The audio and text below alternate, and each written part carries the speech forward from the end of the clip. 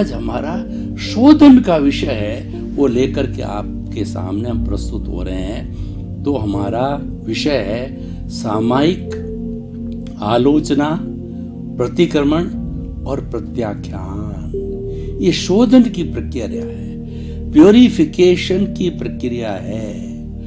ऐसा कहा जाता है cleanliness is next to godliness. जो देव गति के भगवान हैं उनको स्वच्छता प्रिय है, तभी आज पूरे भारत के अंदर स्वच्छता अभियान चलाया जाता है। यानी स्वच्छता सबको प्रिय है। भगवान को तो सबसे ज्यादा स्वच्छता प्रिय है कि देव गति के अंदर जो भी देवता लोग हैं वो हमारे इस मनुष्य लोक के अंदर आना पसंद नहीं करते हैं। क्यों? मनुष्य लोक के अंदर बहुत ज्यादा बदबू है। तो देवता हमारे यहाँ आए या हमारे पर प्रसन्न रहे जब हम अगरबत्ती धूप वगैरह करके सुगंधित वातावरण बना करके उनको प्रसन्न करना चाहते हैं। इसका मतलब क्या हुआ? इसका मतलब यह हुआ कि शोधन से सफाई होती है। और शोधन दो तरह का होता है, बाहरी शोधन और भीतर का शोधन। बाहरी शोधन में हम शरीर को, कपड़ों को या हमारा जो घर होता है उसकी सफाई करते हैं। और भीतर का जो शोधन होता है, भीतर अशुद्धि क्या है? भीतर अशुद्धि कर्म रज है, भीतर अशुद्धि राग द्वेष है, भीतर अशुद्धि कॉजल बॉडी लिंग शरीर, ये भीतर है, ये अशुद्ध भावों से भरा पड़ा है। इसकी सफाई कराना शोधन कहलाता है।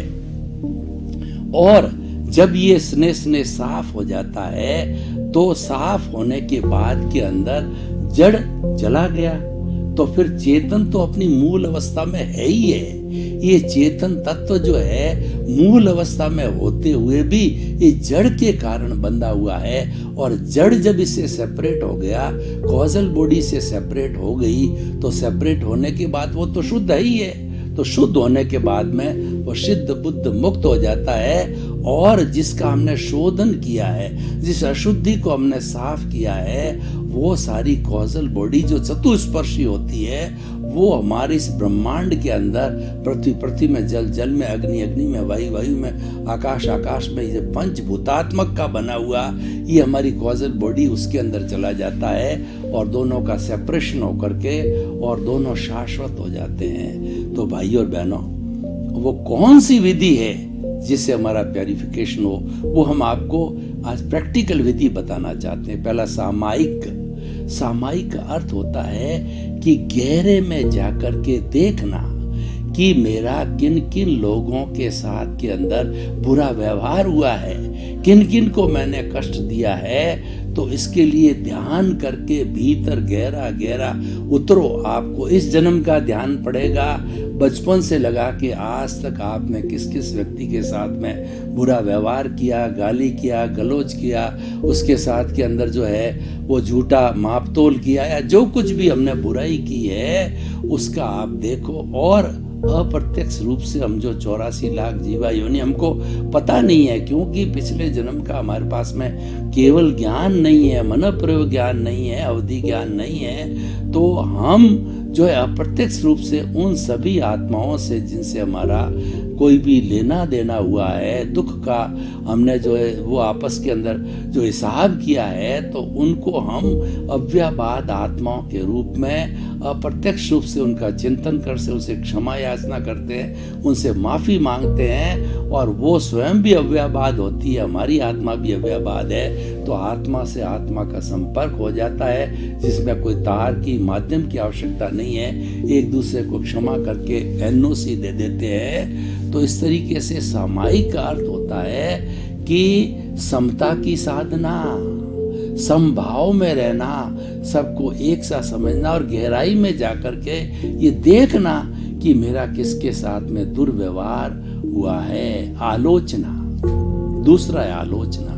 आलोचना करती है स्वीकार करो कि ये जो दुख है, ये जो राग द्वेष पैदा हुआ है, ये मेरे द्वारा हुआ है और मैंने किसी को दुख दिया है, मैंने किसी के प्रति अभिप्राय या ओपिनियन दी है, किसी को कष्ट दिया है, किसी को दोषी जाना है और मैंने किसी के प्रति राग द्वेष किया। स्वीकार करो।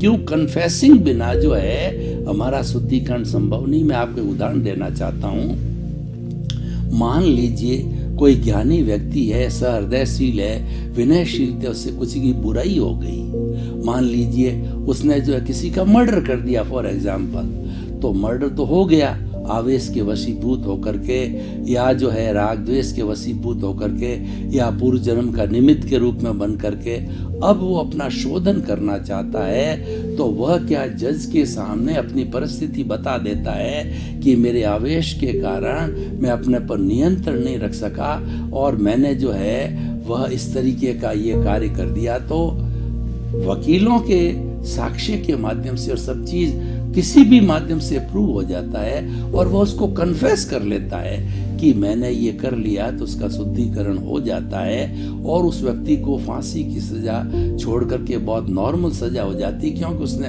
कन्फेस कर दिया। और जो कैदी लोग सेंट्रल जेल्स के अंदर है वह इस आलोचना के फार्मूले को समझे कि ये सारे जो है वो मेरे द्वारा किए गए, और अपना व्यवहार, अपना शोधन करने से व्यवहार अच्छा हो जावे कि आगे अगला स्टेज आ रहा है कि आगे कैसा व्यवहार होना चाहिए।